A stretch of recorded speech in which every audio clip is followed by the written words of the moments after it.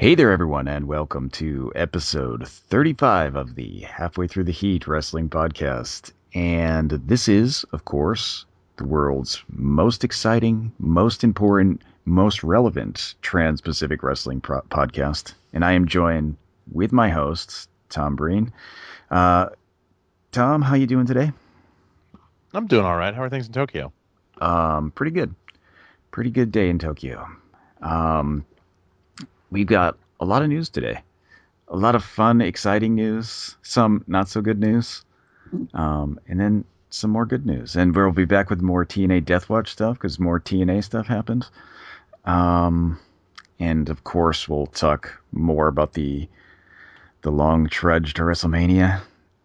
And we'll start it off as we always do with something positive about Raw. So, Tom, what did you find to be positive about Raw this week? Well, this what? I'm sorry. I'm trying to find out information on the Hulk Hogan thing, and everybody has autoplay videos these days. The worst. It's like the internet went backwards. Um, Raw this week. The best thing about it for me was the Kevin Owens AJ Styles match, which I thought was a blast. It was. I mean, that was like a pay-per-view main event quality match on Raw, and it was. It stood out even more because it was surrounded by an ocean of garbage. Yeah, okay. That's mine too. Except I have another one, so I'll use the other one because it's less exciting if we both have the same one. I was glad to see a 196-year-old Terry Funk on TV.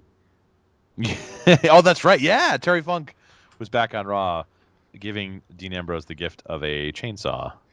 I'm happy to see that because like I know people like Mick Foley. Like Mick Foley was on last week giving Dean Ambrose a barbed wire baseball bat, but like um I don't really have like a strong, um, I don't know, a strong love for Mick Foley. Like, I think he's a good guy and everything, but like, I don't like him in the way I like Terry Funk.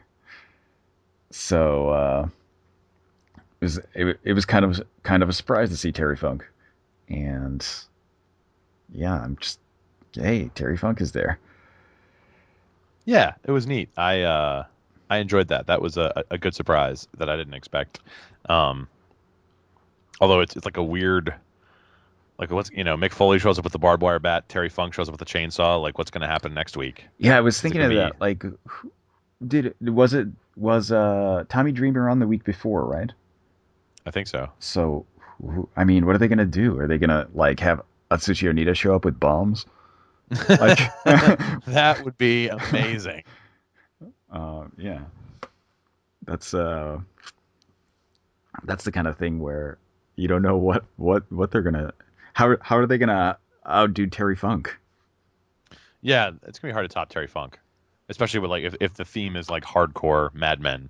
Yeah, I mean, who else do you have? At Sushi Onita or Abdul the Butcher. That's it. That's the only way. Yeah, I mean, are they gonna get Abdullah the Butcher? I doubt it. I think Shows up with a fork. yeah. Everyone else gave a chainsaw. Here's a fork. He gets a fork. Yeah. Um. So that was good about Raw. Those two things. Good match and Terry Funk appearance. And then let's move into the long trudge to WrestleMania because Raw had some more developments on that. The big one being big stipulation. Oh yeah, the big stipulation for the Undertaker match. That's right. Um, they decided that the Undertaker will retire if he loses. He should That's right. retire. He should lose. That's right. It will be his last WrestleMania if he loses, although he's already being booked for shows after WrestleMania, so he will not lose. Oh, maybe it just means he won't be at WrestleMania anymore. Yeah, I think that could be like that's the way they're going to get around it. Like he won't ever be able to, his streak, which was already broken, so it's kind of meaningless. But like, so I want to talk about this because I find a perverse amount of joy in how badly this storyline is going. Because remember, when Shane McMahon debuted or returned, you and I were among the only voices in the WrestleSphere who were saying this was a bad idea, this was going to suck, there was no way this was going to be good, and everyone else, 90% of everyone else, was so happy and they were just throwing confetti and they were so excited and hooray, hooray, hooray. And now, a couple weeks later, it is evident that we were right. This is a disaster. Oh yeah, that's like initially on that first night, everybody was freaking out, like so excited that oh my God, Shane McMahon is back, and he came out in his ill-fitting clothes and giant high-top sneakers, and That's you're right. just like, you guys are excited for this? He looks older than Vince, and Yeah, and like he looks old. Undertaker is old, and like they're just absolutely desperately floundering around to try to make this match mean something.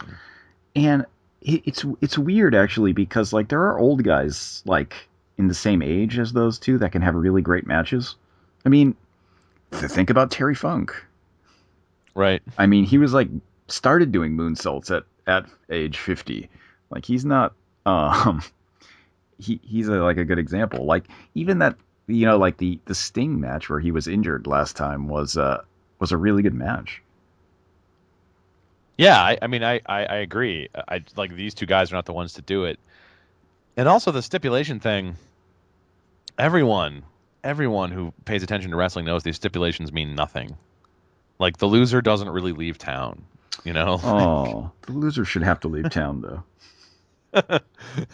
Like yeah, there are too many losers and they should all have to leave town.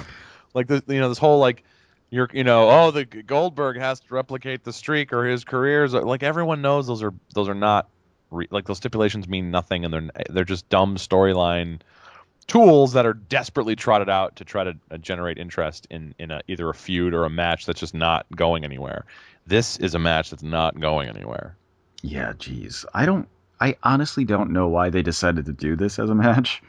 Um like out of anybody they could have brought back, why Shane McMahon? Yeah, like I mean, what about Shawn Michaels or someone, or just yeah, I mean, I guess The Rock couldn't come back because of his filming schedule, but Shane McMahon, that's the person from the Attitude Era that most people want to see. Like Mick Foley can't wrestle anymore, fine. Stone Cold can't wrestle anymore, fine. But Shane McMahon? Yeah, I I honestly, I mean, I can't think of anybody from the Attitude Era I want to come back. But like, No, I mean, but I mean that's a good point you actually. know, like, what would have been a better match if they just got Kurt Angle. Right. You know how I mean that would have been a much bigger you know surprise. It would have been like, oh my God, that guy was the TNA champion like a week ago. Now he's gonna be fighting the Undertaker. I mean, and I think Kurt Angle is actually the same age as Shane McMahon. Yeah, I think you're right. And is capable of having better wrestling matches, although is like physically is in kind of he's sort of on a terrifying knife's edge between being okay to wrestle and being injured for life. Yeah, but let's be honest, the Undertaker is like being taken to the hospital after every match he has. Oh, I know. That's true. Yeah, I don't understand why. I think they realized they had a problem with the main event in Roman Reigns versus Triple H. So to their credit, they realized that. But instead of fixing that problem, i.e., making it Dean Ambrose versus Triple H or Dean Ambrose versus Roman Reigns, they just came up with this secondary main event out of nowhere, and it's gonna. I mean, this is gonna be a car crash. The Triple H Roman Reigns thing, for as much as people are gonna hate it, it's gonna be a good wrestling match. Hopefully, Like I mean, apart from all the other issues, those two guys are going to have a good wrestling match. The thing with Shane McMahon and The Undertaker, it won't be a good wrestling match, and it's not even a good story. Like you have nothing to work with. yeah, basically, like that match, like the most exciting thing for people is going to be the entrances. Right? Yeah, yeah, and that's it. And then it's going to be, if it is indeed as we've been hearing repeatedly, a worked shoot fake MMA style, it's going to be so much worse. I mean, it's just, not that like a wrestling match would be great between these two guys at this point, but like. What is bad about a work shoot with those guys is like they're not even close to the same weight class. Right, exactly. It's it's much less believable that those guys have a fake MMA fight than they have a wrestling match. It's way less believable. And hey, I get it. A lot of their top guys are hurt or retired or not available or whatever. But God, do something else. This is shaping up to be a really bad WrestleMania. And in fact, speaking of the long slog to WrestleMania, we've learned some more matches that have been added. We've got a triple threat match for the Divas Championship: Charlotte versus Becky Lynch versus Sasha Banks. At this point, I'm so kind of far beyond caring about the Divas division, and I'm a fan of women's wrestling, as you know. Yeah, it's so not working out and it's totally because it's in WWE and not NXT. Yeah, exactly. If this was NXT and like this was going to be a triple threat match, I would be excited. But speaking of which, like the night before the NXT card is like going to blow WrestleMania Oh away. my god, it is. It's got that. I'm like legit excited for like I am so too. many of those matches on there. You're just like Sami Zayn versus Shinsuke Nakamura. Sign me up. Asuka I versus know. Bailey headlining. Sign me up for that. Samoa Joe versus Finn Balor. Like this is going to be a fantastic event, and WrestleMania is going to be so bad. The other matches we learned about since our last podcast: Kalisto versus Ryback. I like Kalisto a lot. He's really good. Yeah. That's all I can say about that. That's all I can say. At least it's not Alberto Del Rio versus Kalisto for the 300th time. Um, and then there's going to be a seven man ladder match. They do one of these giant ladder matches every single tournament or every single WrestleMania. It feels like, and like I can't. It's so hard to get excited about a ladder match at this point. It's hard to get excited about a ladder match, but it's also hard to get excited about a 7-man ladder match. Yeah, because it's just so frustrating that it's. I mean, it's just going to be a lot of pointless brawling and then some spots and then somebody will win. The competitors in the 7-man ladder match are Kevin Owens, who's the champion, Sami Zayn, Dolph Ziggler, Zack Ryder, who is a last minute replacement for Neville, who was hurt, Sin Cara, The Miz, and Stardust. And now I like a lot of those guys. Sami Zayn's presence is particularly interesting because like the night before he's going to be wrestling Nakamura. He's got a busy weekend. Um, and but I just want to see Kevin Owens and Sami Zayn. Like that's who I want to see. I don't know what throwing in Sin Cara and The Miz and Stardust into the mix does for anyone, except it gets those guys paydays, which is fine. That's great. But there's also a 20-man battle royal that's going to give everybody a payday. Yeah. Um, the I think the Andre the Giant Battle of the Royal thing is actually in the pre-show. Oh, I think you're right. And we finally have some announced participants in that.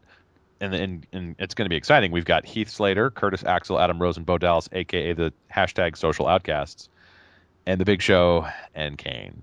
You know, I I like the Social Outcasts, I do but too. I think they're not actually being used in a way that's like means anything. It could have been really good if they weren't like just sent out to lose all the time. Right. They should have them like in wacky vignettes and things and like getting sort of like unexpected, come from behind, fluke wins, and there's a way to build those guys up in a fun way, and they're just cannon fodder at this point. You've got a Yeah, battle royal. because when the Social Outcasts come out, like they're gonna lose. Like they rarely, if ever, win anything, and you know the sad part about it is like you know a lot of those guys are good wrestlers. So you're like I Well, right, yeah. and they can have a good match. It's just like they don't because they're not in matches where they're like allowed to do anything. They're in like 5-minute squash matches or like just like silly matches that they're gonna lose anyway. So it's just the kind of thing where like those guys could actually get that thing over because it's goofy enough to be likable. I think is the thing, and I think the people involved in it are goofy enough to be likable. Like Bo Dallas is for me the standout, but like I agree. I think I think Adam Rose is goofy enough to be likable. And I will say this for the Andre the Giant Memorial Battle Royal. The best thing about it is it means the Big Show and Kane are confined to the pre-show. Yeah, I mean that's always good when you're getting. I don't know who else is going to be in it, but I'm sure there's a ton of people that are just not doing anything. Uh, Yeah, like Darren Young. Darren Young, and I assume like R Truth and Oh yeah, Gold Archer and maybe Dust Goldust. and whoever they're currently feuding with, Dudley Boys maybe. The Dudley Boys have a No, match? Oh yeah, they do. they do against the Usos. Well, Aren't you excited? I hope that's on the pre-show.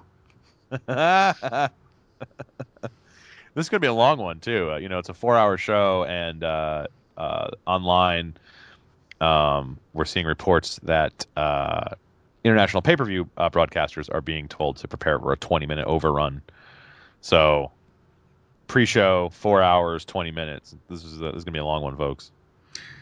Yeah, I guess that makes sense though. It is WrestleMania. It is. It's the biggest show of the year, and I was about to say the most exciting show of the year, but that's actually going to be the NXT Takeover thing before it. Yeah, the NXT Takeover thing is just going to destroy the WrestleMania matches. There's no match on WrestleMania that looks like it's going to have the potential to beat like any of the top three matches at the NXT thing. No, and we saw that with SummerSlam when NXT in Brooklyn was so much better than SummerSlam, which is the second biggest show of the year. Like it, we're heading toward a new normal where NXT routinely outshines the main brand, Yeah, in terms of wrestling, it always does pretty much. which is odd because it's the minor league The minor league in quotes. in quotes. Um.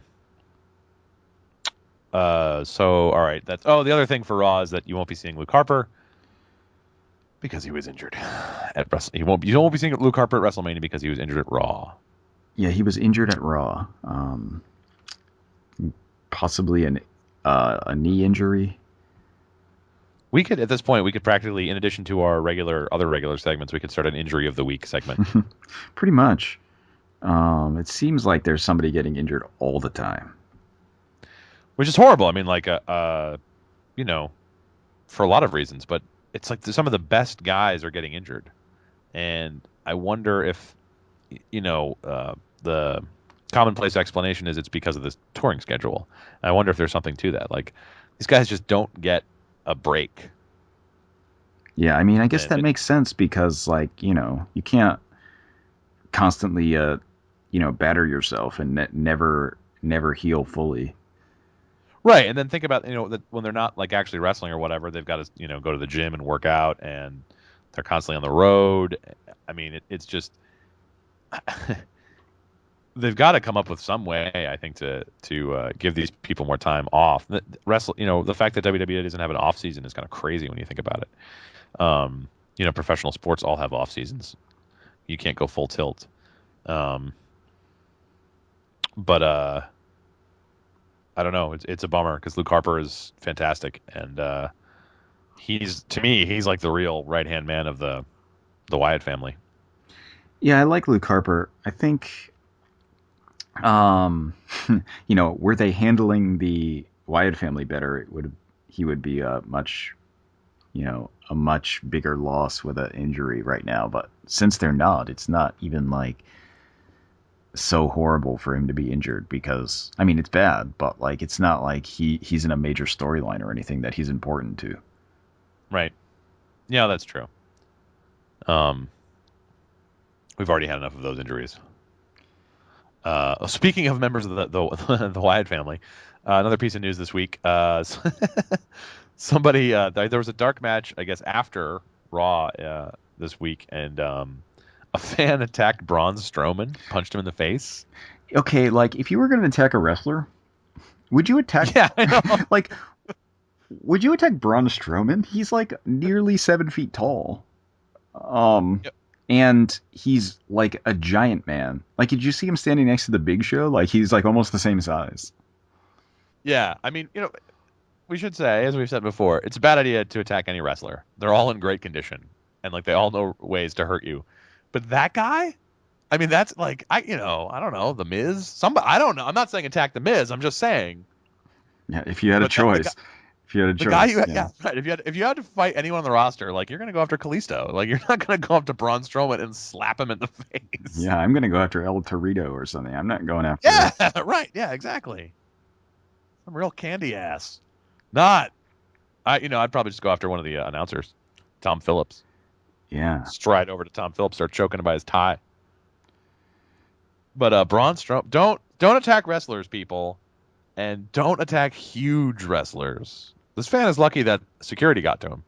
yeah. Jesus, if this was if this were the '80s still, that guy would have been murdered. Yeah, that guy would. Yeah, things would have ended really badly for him. We should also say this is a remarkable. This is the first time in months there's been a fan attack on a wrestler who is not a past member of the Shield. Yeah, it's always the Shield guys who are being attacked. But Always the Shield guys. Not this time. Breaking out of that. What else do we have going on? Well, we have a big. We'll save the best for last, I guess. But Sting probably retiring. yeah, he's like been saying that he's not retiring. Like the rumors are wrong. He's been saying that, but like everyone, the rumors are now that like he's just saying that to hide that he's retiring. Yeah, right. Uh, Um, he was in Connecticut on Saturday at some show that I didn't go to because I was at a different wrestling show. But he didn't wrestle or anything. He just showed up and signed autographs. he does have, I mean, but he has this basically the same injury that that Edge has. Yeah, he's not. I mean, he's He's not. not gonna wrestle again. Yeah, and he's also like 15 years older than Edge. He's not going to wrestle anymore. Um, I think it's official now. Like we'd said, this was a rumor before, but Stan Hansen's in the Hall of Fame, right? I think it's official now. Yeah, they're. I guess Vader is inducting him. That's awesome. That's pretty good. Two like giant hosses who were famous in Japan. That's perfect. Brody would be ideal, but of course Brody was murdered. Um, oh, and you posted this. Guess who's back? Oh yeah. Okay, so Yoshitatsu finally returns. He was Finally injured. cleared. He was injured in 2014. That's crazy. It's now 2016, and he's back. He'll be wrestling at the next New Japan pay-per-view. I guess it's pay-per-view. It's the New Japan equivalent to their pay-per-view, I guess. Um, and he's wrestling in a six-man tag, of course, because it's New Japan, and that always Yeah, that's happens. right, of course. But he's wrestling with as the third member with Big Mike Elgin, and Tanahashi versus, of course, the Bullet Club, because Yoshitatsu, of course, is the Bullet Club hunter. That's right. Yeah, so Tanahashi, Elgin, and Yoshitatsu versus Kenny Omega and the Young Bucks. It's pretty good. But that show is like that show has got a lot of good matches. It's got the Okada Naito match that I was looking forward to. That's gonna be good. But yeah, it's got a lot of it's got Will Ospreay's and New Japan debut also versus Kushida. And, That is gonna be phenomenal. and it's got Ricochet and Matt Sydal versus Roppongi Vice. That's gonna be really good too. That's gonna be a fantastic match. And better than WrestleMania. It goes out, but at this point, like if you go to see like Imperial Wrestling Entertainment, they're probably gonna have a better. At least they're gonna give WrestleMania a run for its money when you see the creature feature John Campbell. I think you're saying his name wrong. I think it's John Campbell. That may be a joke that only we get, but that's fine. I don't care. That's a joke that only we get. Almost definitely. Yeah, us and the other people who watch Imperial Wrestling Entertainment, which is not many of them, I'm guessing. Or who aspersions. remember the podcast where we talked about that, I guess. But That's right. that was like the third or fourth podcast. So, speaking of news, this is the biggest news item of the week, maybe of the year, Of the century. of the century. Dun dun dun. Hulk Hogan won in trial court against Gawker Media, his invasion of privacy lawsuit, He had asked for $100 million. The jury awarded him initially 115 million in monetary damages, and then came back. This was on Friday, and then they came back on Monday and awarded him 25 million more for a total of 140.1 million Yeah, they dollars. offered him. It's important to mention that they offered him 25.1 million more because the point one is the funny one. Yeah, so punitive damages are, if you don't know the U.S. court system, punitive damages are basically a punishment in addition to making right whatever the monetary damages are. So monetary damages are separate. Punitive damages are awarded if a jury feels that someone has acted maliciously and actually needs to be punished, hence punitive.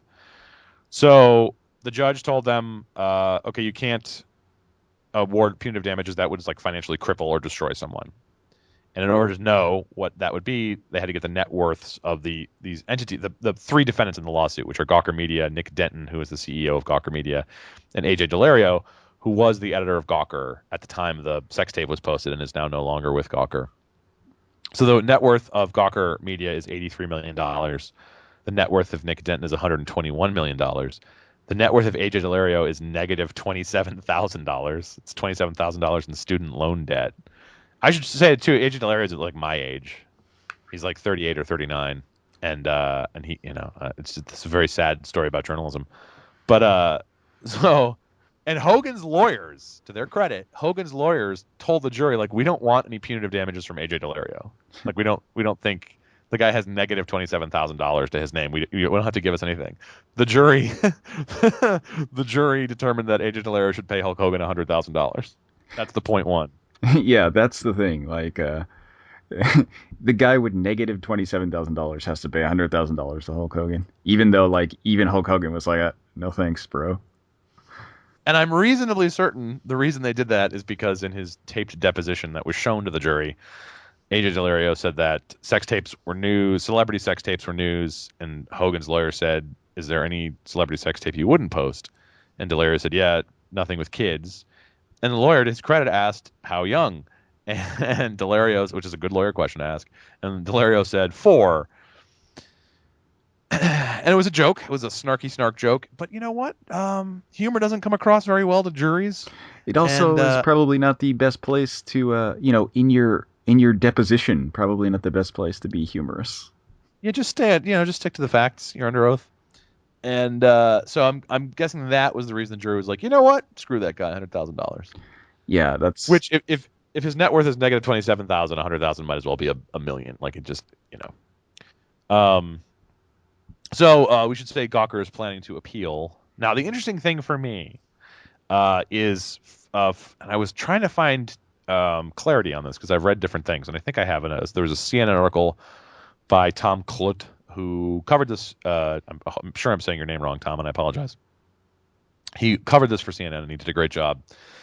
Uh, the question is, because everyone's saying, this is going to be overturned on appeal, which it may be, but in the state of Florida, they require, if you're appealing a lawsuit result, you have to post a bond for the full amount of the monetary damages up to $50 million.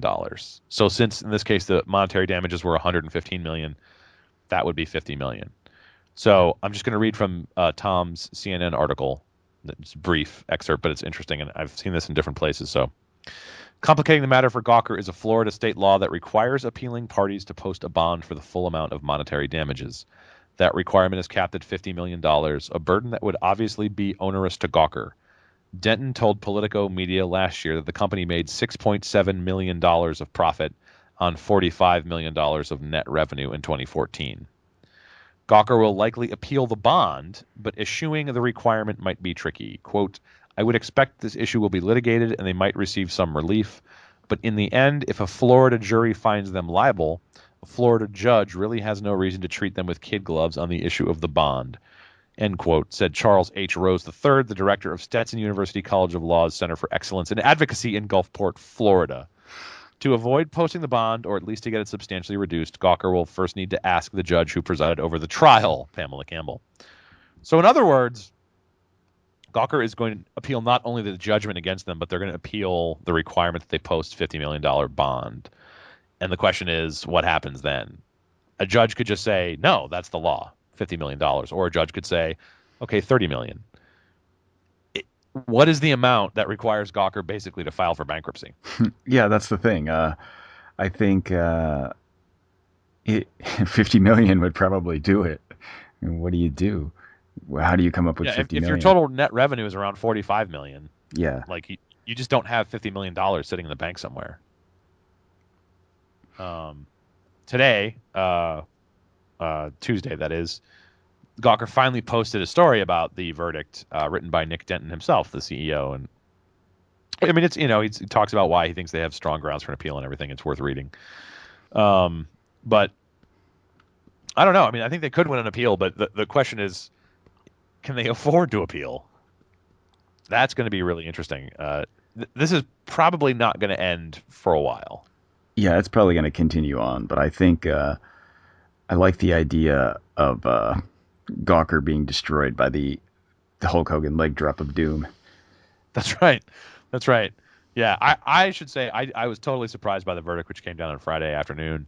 I absolutely thought, well, I didn't absolutely. I thought there was a chance a jury could find for Hogan, but I just didn't think they would, and I certainly didn't think they would give him more money than he was asking.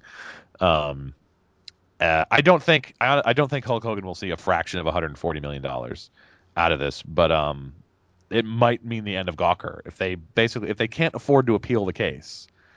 I don't know what they do. I think they have to file for bankruptcy, right? Like if you know, I don't know what you do in that situation. I'm sure it's happened in Florida legal history before, but I'm certainly no expert on that. Yeah, I don't know. I have no idea. That's it's interesting. It's but the main part of this is that you know Hulk Hogan got a major victory there, and as I posted on Twitter, I don't know why Gawker thought they could win, and nobody goes over the Hulkster. He's got a creative control clause in his contract. Yeah, He doesn't put anyone over. I actually think, honestly, to be perfectly clear, I don't like. There were a lot of I follow a lot of journalists on Twitter, and I still have friends who are journalists. And a lot of people were talking about how this was like a blow to the First Amendment and freedom of the press. I honestly don't think it is. I think the effect of this on the press will be negligible.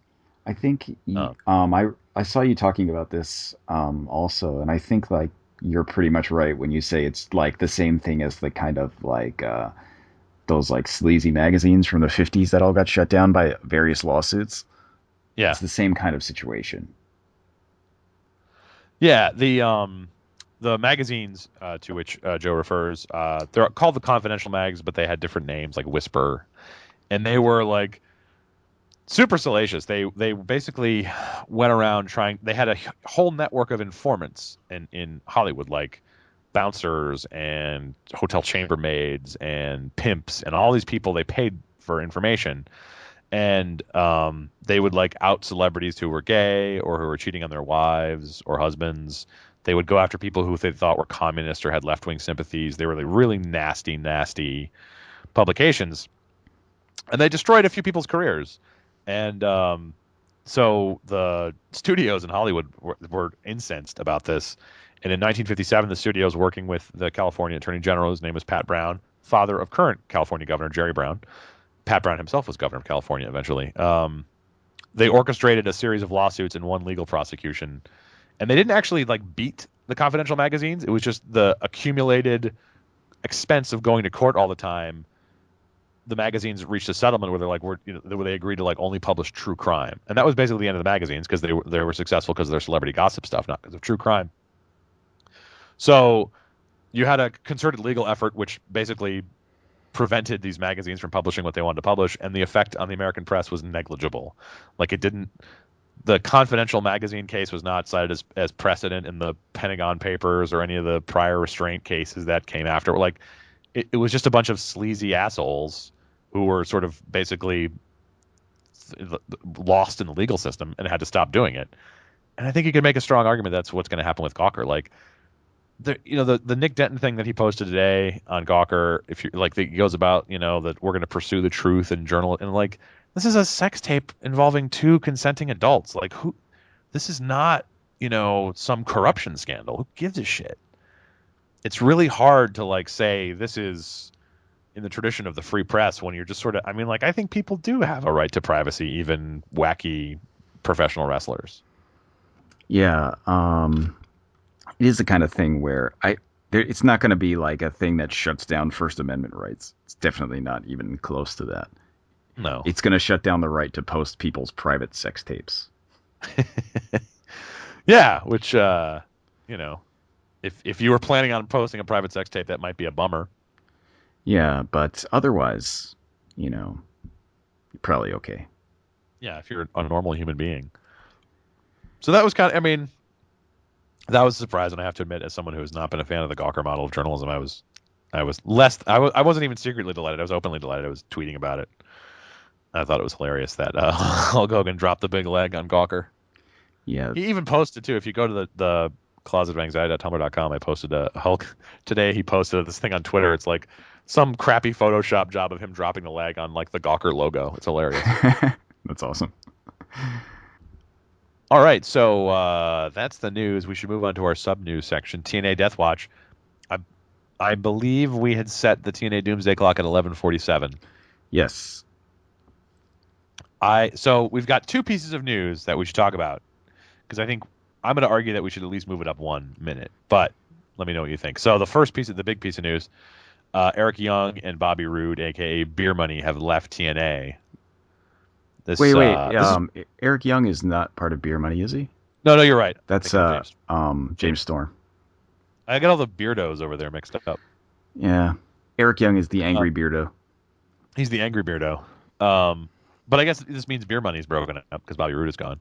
But Eric Young and Bobby Roode have been a huge part of TNA basically forever, more or less completely identifiable with TNA.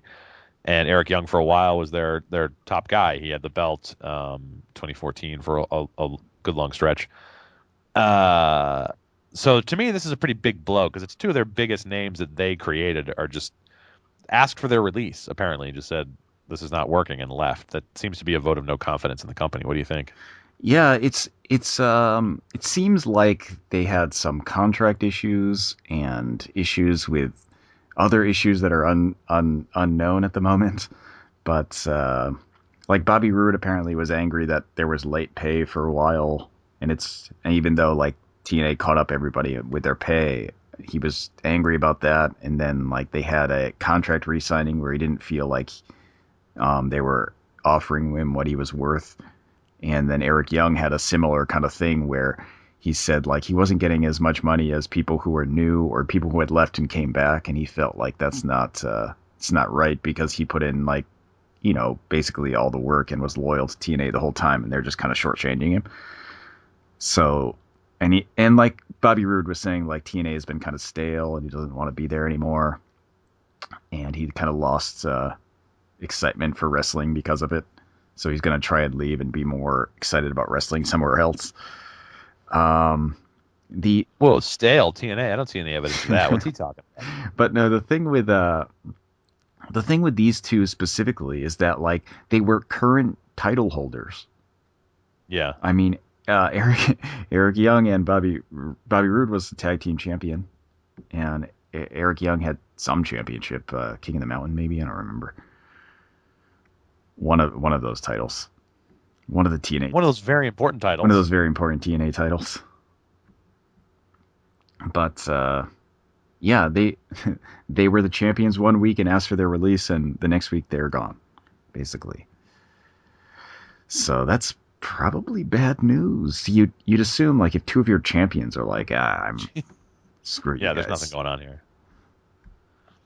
Yeah, so where do you think they go? I, Global Force? yeah, I don't know. That's the thing. Like, do you think there's interest from like WWE/NXT for Eric Young and Bobby Roode? I don't know. I mean, they brought in James Storm briefly and have brought in Austin Aries, so you never know. But I don't know. Those guys are so heavily identified with TNA. Although I guess the same thing was true of like AJ Styles, Yeah, Samoa Joe, and Austin but Aries really. and Austin Aries. But I don't know. Like, I don't know if there's the same excitement. There's definitely not the same excitement around those guys as there was around AJ Styles. Yeah, I mean those guys aren't anywhere near the same level. And what do they do? I mean, I guess they go to Ring of Honor. maybe. I guess they'll probably show up in Ring of Honor and do something from there. Maybe they'll come to Japan. Ring of Honor could actually be okay for those guys because I think Ring of Honor itself is a little stale. Yeah. Could stand with being shaken up a little bit. Um, I would not be 100% against seeing those guys show up in Ring of Honor. Yeah, I mean, might be all right. The um, the question is, what does this mean about TNA? Like you said, when two of your champions are saying thanks but no thanks, I I have to see that as a vote of no confidence in the company. Yeah, I kind of agree. Um, there's kind of an upside to it though, in that these guys are kind of like Eric Young and Bobby Roode are, they're just kind of like guys who've been in TNA forever. So like Yep. when you watch TNA, you kind of associate TNA with them, and if they're gone, like it gives TNA a kind of, I don't know, like a chance to bring in new people to make TNA look a little bit different than it has for the past, 10 or 12 years. That's true. And that brings us to our next TNA news point, which is TNA's Bob Ryder has announced that they've signed 5 new wrestlers. No one knows who these 5 new wrestlers are, but there's a lot of speculation that one is Cherry Bomb. Yes, I wonder who they are actually. I'm pretty interested because they did. There was that news recently where they said TNA was trying to aggressively sign people from like Ring of Honor and stuff. So Yeah, and they got Mike Bennett and Maria Kanellis recently. yeah, so I But mean, so it's not like they're not trying to get people who are good. So I mean, possibly they could be a coup, could be somebody really good. yeah, 5 like big signings would be great for TNA. It would be get people talking about them, and I depending on who they are, of course. Yeah, I mean, it's just going to be the dudes who got released from NXT. Then it's probably not going to be that exciting. Probably it's going to be at least one of those guys or both. Yeah, I heard that actually they were backstage at a TNA show recently too. So it's possible. Marcus Louis and Sylvester Lafore. Yeah, were they evil French Canadians in NXT? They were just evil Frenchmen, Oh, okay. not even French Canadians. Evil Frenchmen. It's a Um, very WWE gimmick. I know every Frenchman is evil, and it's so ridiculous. Um, so what does this do to the TNA Doomsday Clock? Do you think? Um, I guess I go with you and raise it up by one. But it kind of also depends on who are these 5 people they signed. If like Eric Young and Bobby Roode leaving, like open them up to sign like a bunch of better people, or like at least people who are different and also good, then like, oh well, that might be something interesting. Right, but if it's like sort of NXT castaways, I'm less interested in that. Yeah, I'm with you on that too. Um, Cherry Bomb, if Cherry Bomb is indeed signed, that would be a good sign because she's tremendous. Um, but we'll have to wait and see, I guess. So 11:48. Sure. Is that what we're? All right. 11:48. It's not even close to the highest it's been. I mean, No. we were at like 11:57 at one point. Yeah, TNA really came close to the brink, folks. So I guess it's good for them that they're doing all right. And they've had a bunch of new tapings. I've seen some, basically spoilers leaking out. I won't do that to you. Yeah, we don't want to ruin your enjoyment of TNA. I don't want to ruin your enjoyment of TNA, but just based on who I follow on Instagram, I have some indications that I know some title changes are in the works. Yes, yes. Um, so that's it for TNA. Very exciting news at TNA. That's I think is it for our planned segments.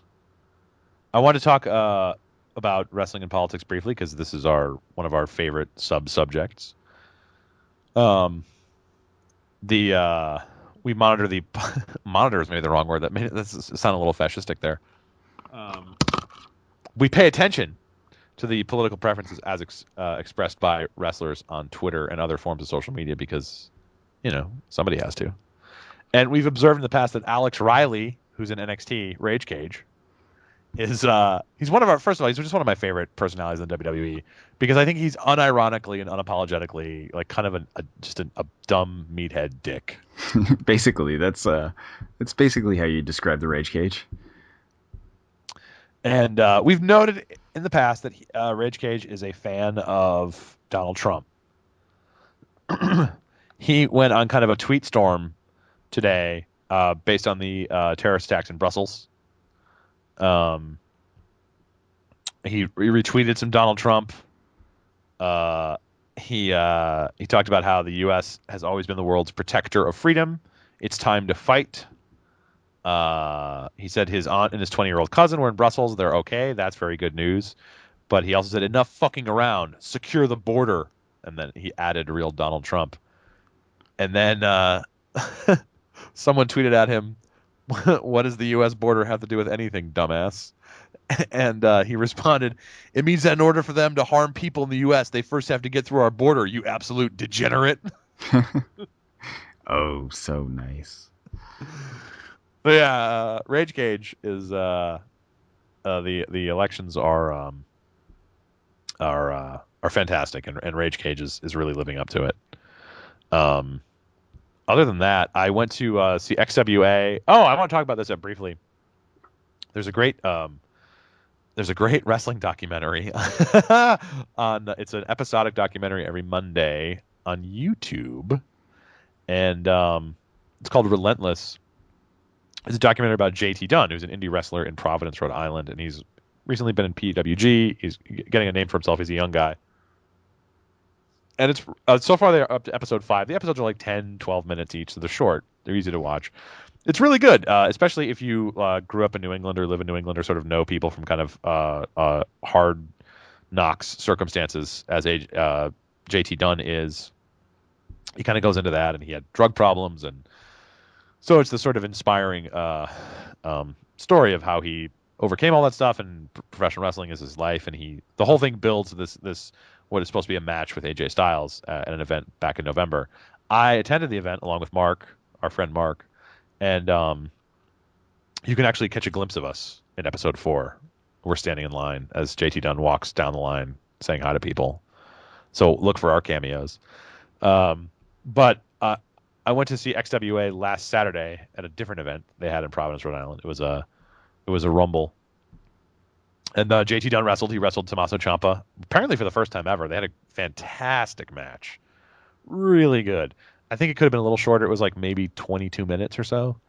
And I think sometimes in the indies, people just they just go full tilt and kind of don't have an editor, which is fine, but editing is good. And also got to see Rhino. Rhino won the XWA championship, which was odd, which was a surprise. But man, I gotta tell you, Rumbles. Whew, I only have so much patience for Rumbles. Yeah, it's just not exciting when you have like so many people all going at it at the same time. Yeah, so a Rumble is it's not a battle royal, right? It's 30 guys coming in at intervals, and it's just too much. The surprise entrant was Rikishi. So I saw Rikishi. I can check that off my bucket list. Great. I thought he was going to win. He didn't win though. I heard that you lost a bunch of Twitter followers because you didn't like Rikishi. I'm just kidding. I posted an animated GIF like expressing my sort of nonplussed reaction to Rikishi being the only surprise guest, and then like the next day I woke up and I had like 7 less Twitter followers. And I'm sure it doesn't have anything to do with Rikishi, but it was funny to imagine like a bunch of angry Samoans unfollowing me. Not the actual members of the band Angry Samoans, just actual Samoans who are angry. But could be members of the band Angry Samoans. It could have been. I don't know. But so that was okay. The other thing I wanted to ask you about, I got tagged into a lengthy Twitter conversation with a bunch of people. I don't even know who they are. I only know one of the guys in the conversation who tagged me in.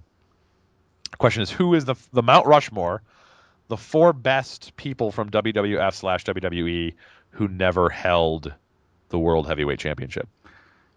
Oh, jeez, I don't know. Who never held it? Oh, Who's the Mount Rushmore? So I will tell you my choices. okay. I thought long and hard about this, and then I'll tell you the choices that were popular in this group of people. I'm And scared. yeah, so my choices now. This is people who they had to have, like, you could say like a Gorgeous George or something, but like people who actually competed in the WWF for a substantial amount of time. Well, number one, Ricky Steamboat Okay. never won the world title. He was an Intercontinental champ, but not the world title.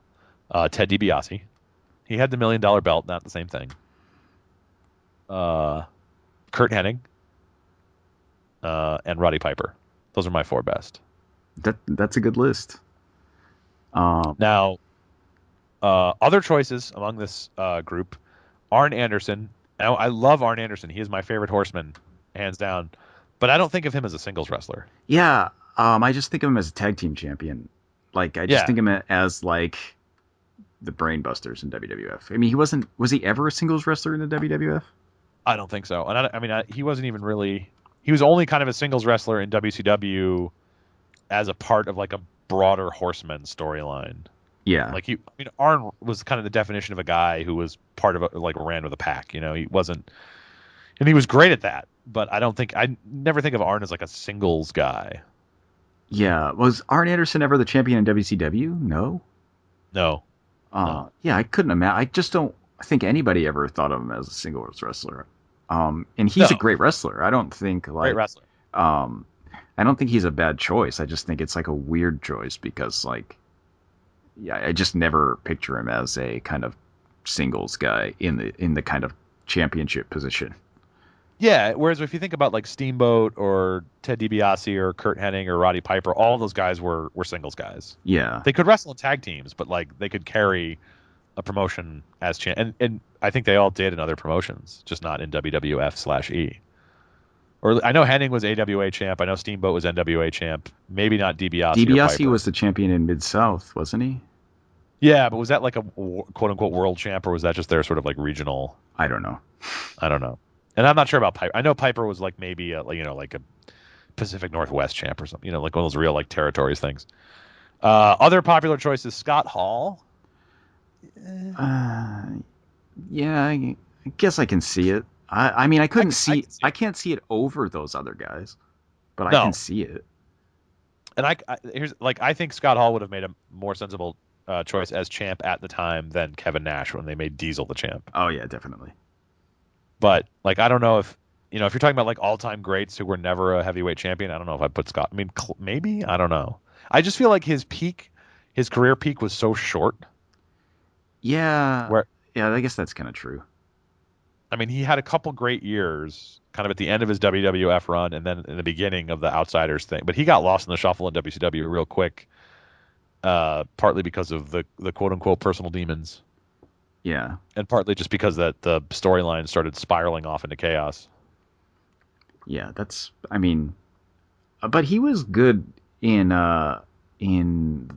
what was he in before WCW or UWF or whatever it was when he He was. was in AWA. He was actually in a tag team with Kurt Hennig for a Yeah, while. So like he was good, but he was never like the guy. yeah. Okay. Other popular choice, William Regal. I love William Regal. He's one of Yeah. my favorite See, wrestlers. that's another thing where like William Regal's a good wrestler, but he was never like. I mean, he was never over enough. Did he ever hold any championship, TV championship in WCW? But like, Yeah, but like a real championship, maybe like a tag team championship. I don't know. Like, I I can't. I see him as like the embodiment of the mid card heel, Yeah, basically. and that's an important job. Like I'm not disparaging at all. Like your promotion, every promotion has a mid card, and you need like a credible heel or two in the mid card to give the good guys something to fight against on their way up. And I think he was great at that. But I don't. And I mean like a legitimately fantastic wrestler. But I don't I just don't see him as ever being a heavyweight champ, a world champ. Yeah, I don't see that. Um, yeah, it's weird. It's weird. It's a weird list because some of these guys are good enough wrestlers. Yeah. Like if we're talking about like if wrestling was a shoot, then yeah, William Regal would make a lot of sense because like he can actually like twist your arm off. But in terms of pro wrestling, I don't think Regal um would be up there. The other it's like so brace yourself. Like the most popular one, and I just couldn't dislodge them from this. Ken Shamrock. What? They were they were like other than Ken Shamrock, who are the other three? And I was like, wait a minute, what? Ken Shamrock? Again, like if it was a shoot or something, all right, Ken Shamrock was good at that. But like, did you ever think of Ken Shamrock as like that's the guy who has to be the champ? That's especially at the era he was in, like when you had like The Rock and Stone Cold and Mankind and all these guys, like yeah, Ken Shamrock. He should give him the ball, let him run. No. Ken and like I was regarded as being insane for arguing that Ken Shamrock was not a credible world heavyweight champion. Yeah. I like the thing with it is that I wouldn't even say he's not a not credible champion. It's just like at the time, like, Yeah, well, he's not. I mean, right. Yeah, like it, maybe in a different era it would have made sense. And somebody mentioned Dan Severn as another like shoot fighter alternative guy and Dan Severn eventually was the NWA world heavyweight champion, but like same kind of thing. It's just I don't think of when you're thinking of someone who's like a world heavyweight champion, you think of somebody with like Piper's charisma or Steamboat's charisma, very different types. But like I don't think of like Dan Severn and Ken Shamrock as like a lot of people being like, I want those guys on my T-shirt. Like I'm gonna wait in line for hours to get Dan Severn's autograph. yeah, that's weird. That's a weird choice. It is a weird It choice, wouldn't and have like it wouldn't even have occurred to me to pick Ken Shamrock. no, like I could like Arn Anderson is the kind of thing where I'd be like, oh, I don't think so, but that's a good suggestion. Whereas like Ken Shamrock. I should also say that Mark, friend Mark, who has a cameo with me in Relentless documentary. Mark suggested Jake Roberts, and I completely forgot about Jake Roberts. Shame on me. And like he didn't hold any belts in WWF, which was surprising to me. Yeah, And I looked at his title history, and it was all like super old school territories things, like the Louisiana heavyweight champion or whatever. Um, but and like talk about charisma and talk about a guy who could like absolutely have an audience in the palm of his hand. But same kind of thing. Like I just see Jake Roberts as like the villain. yeah. Basically, I mean, there was a point. Apparently, there was a thing where they were gonna have Jake Roberts go against Hulk Hogan, That would have been awesome. and the they said that they did this thing where Jake Roberts attacked Hulk Hogan and the crowd cheered Jake Roberts, and And that was it. That that was was the end the of end it. of that. Yeah, yeah. I could see that. Roberts is so good at what he did. Um, actually, I could see Roberts as a champion. I could too. I maybe someone like Rick Rude also, Yeah. Oh, yeah. Rick Rude's a good one. because he was Intercontinental Champion maybe, He was Intercontinental but champion. he was never the heavyweight champion. Nope. Yeah, Rick Rude is a good one. He definitely could, like the arrogant, cocky heel champion. He definitely could have pulled that off. Yeah, he would have been phenomenal if he wouldn't wasn't injured. Yeah, he got hurt, and I think some of these guys too, like Jake Roberts, sort of the same thing, and Roddy Piper. The height of their popularity was in WWF at a time when Hulk Hogan had the belt for like 6 years, Yeah. and like McMahon just was not going to take the belt off this guy who was making more money than anyone had ever made in the history of the business. Um, and I think that alone, I think, is what kept Ricky Steamboat from winning the title. Yeah, I mean, what do you do? I mean, Ricky Steamboat is like amazing, but he's not as a moneymaker as Hulk Hogan. Exactly. So, I mean, you can't have Ricky Steamboat versus Hulk Hogan. No.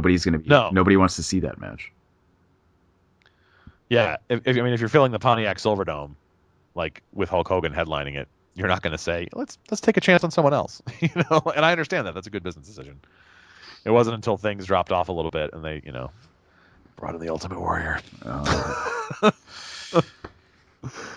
Uh, But that's a good conversation. I appreciate being tagged in, even though I think the people who said Ken Shamrock would have been a great champion. Or now, who'd have been a right? greater champion? Shaggy Two Dope.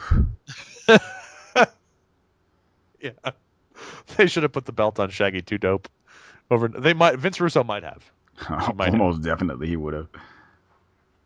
They, It's sh- kind of surprising he didn't. they should have put the title on Jerry only. They should have. It should have just been a rotating title among people who are not professional wrestlers. Yeah. Jerry Only, Carl Malone, Jay Leno, all those guys. Um, what do you have coming up? Nothing. There was like a big DDT show recently that I didn't know was happening where Candice LeRae and Joey Ryan were here again, doing crazy DDT stuff. But the DDT show was like a big anniversary show, so it was like at the Oh, at okay. the sumo stadium, and like it was actually a pretty big show. But so and I did like found out about it like 2 days before it happened, so I couldn't go.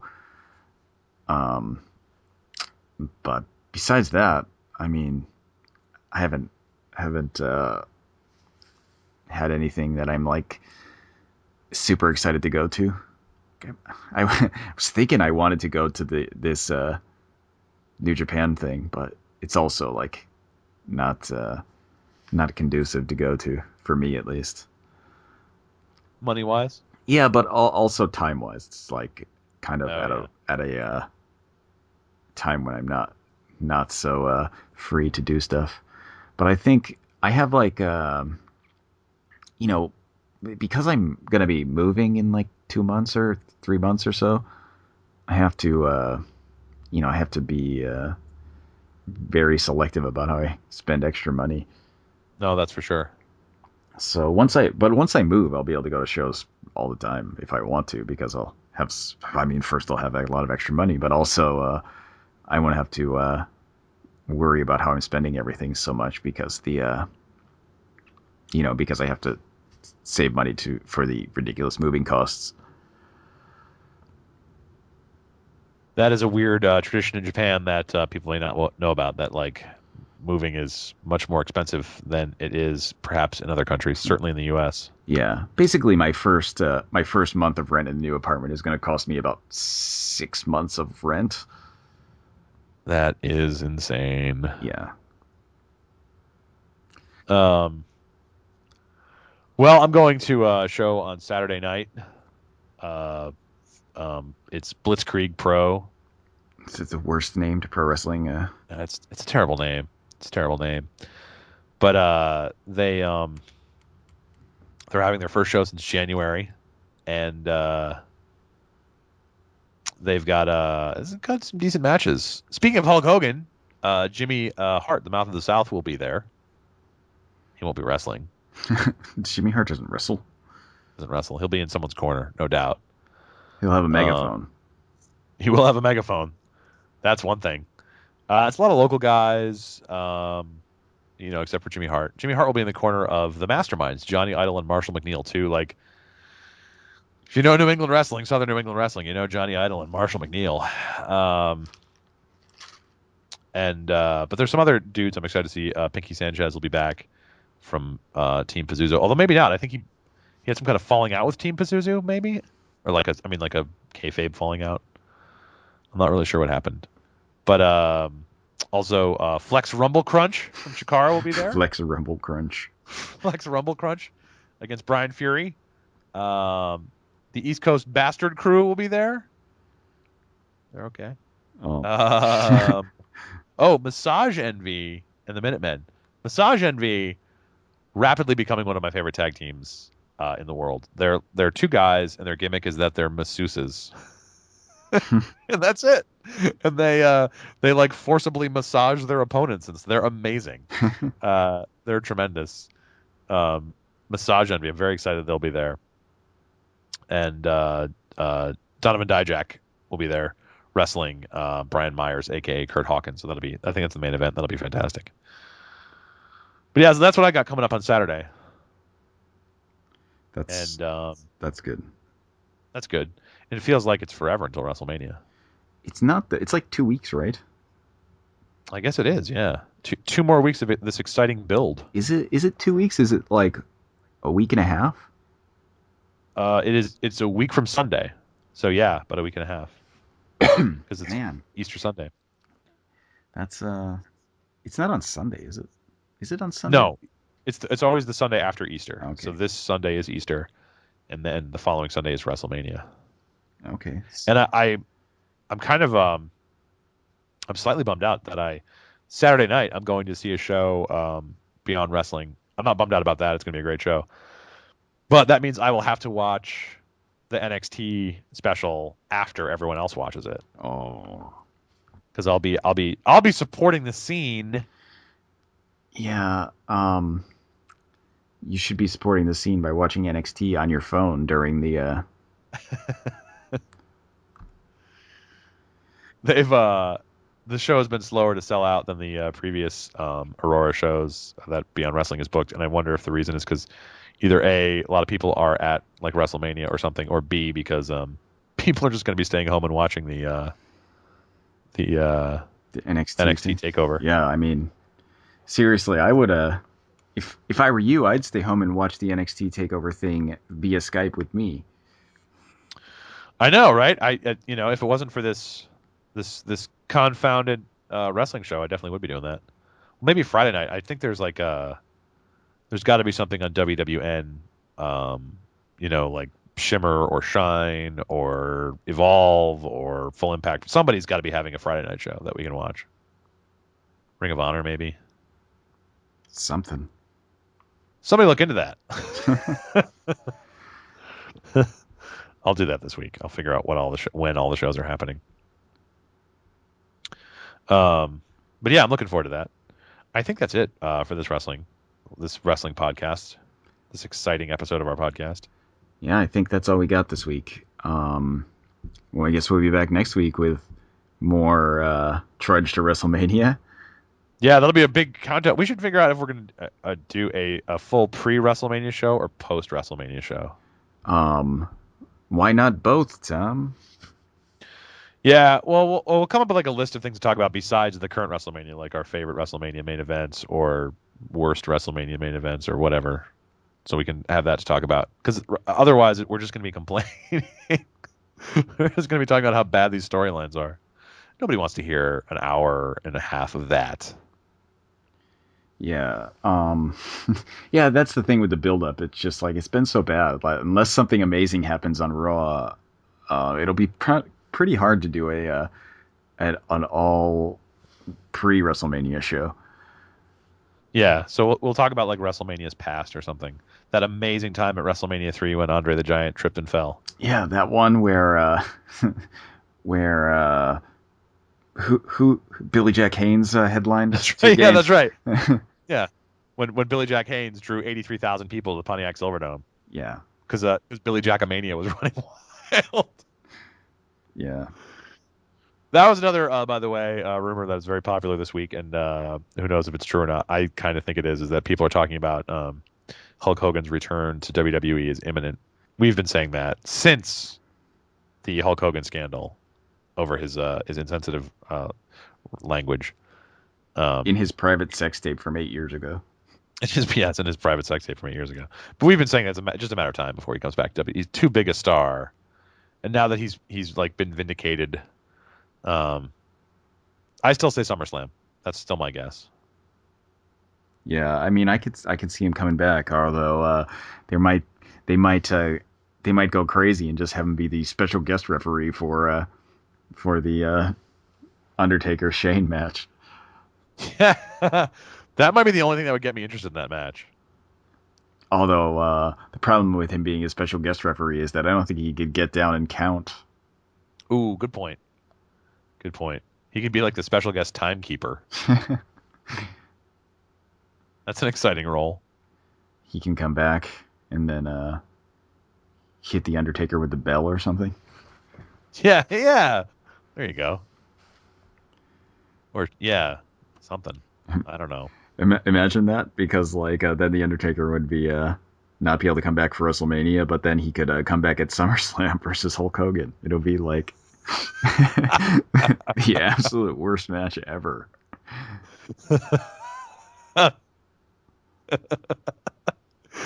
If Vince is listening, that's going to happen. You know, you realize what you've done.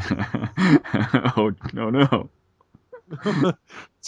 Somewhere in Greenwich, Connecticut, Vince is furiously jotting this down on a notepad. Yeah, that's what we'll do. Yeah, Get Terry on the phone. get Terry on the phone. Damn it. Thanks for nothing, Joe. I'm sorry, I always forget about my horrible powers. Your horrible powers. um. All right. Well, that's it. If this kind of banter is your kind of banter, and you need absolutely more of this in your life, there's a couple of choices for you.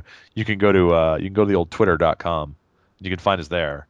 I am at TJ Breen, and Joe is at xcornmuffinx. If you found this YouTube channel, then you know how to find that on Twitter. But if there's even more wrestling content, because right now, honestly, uh, Twitter is much more like election stuff than it is wrestling. Well, there's some wrestling. Yeah, there's some wrestling, but mostly election because the election stuff is pretty More prominent. interesting. Yeah, and it's More interesting than WWE right now, that's for sure. that is true. Donald Trump is the best heel in the business right now. But on Tumblr, it's all wrestling all the time at closetofanxiety.tumblr.com and hakujinjoe.tumblr.com. Yeah, I have to. There's a So, bunch of stuff I want to update for the Tumblr. I just haven't had the time to sit down and do it. Like, there's a bunch of these kind of like classic AWA matches that I have set to post that I wanted to translate the interviews for, but that'd be awesome. I just haven't had time to sit down and like transcribe everything. Yeah, I have like a stack of like, I don't know, 20 old kayfabe magazines from the 60s, 70s, and early 80s that I want to scan because there's some hilarious, amazing stuff in there. I just got to make time to do it. Yep, I'm with you there. All right. Well, thanks. Next week, it's going to be a lot of WrestleMania, so brace yourself. Thanks for listening, everyone. See you guys next time.